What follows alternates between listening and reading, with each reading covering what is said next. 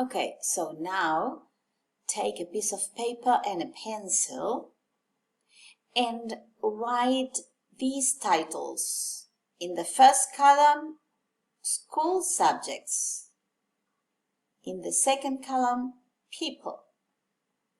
Third column, places. In fourth column, things. So you're going to write a list in these 4 columns: school subjects, people, places, and things. Remember all the words that we have just learned about school subjects, about people at school, about places at school, and about things at school. So write as many words as you can. Complete this. Complete with school subjects.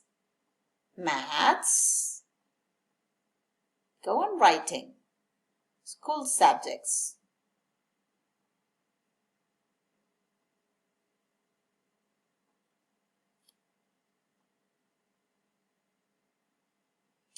Now people at school.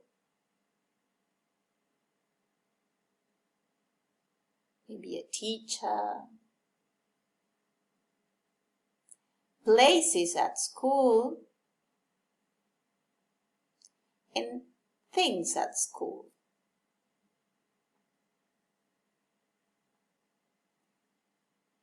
Let's check how many words you wrote.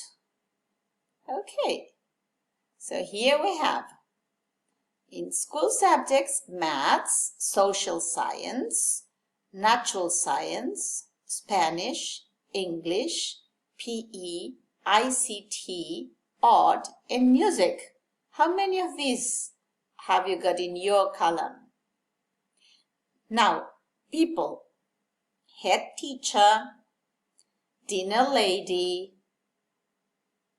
teacher, student, those are other words that we can write here. Places at school, the science lab, maybe the classroom, and things at school. What things do we have at school?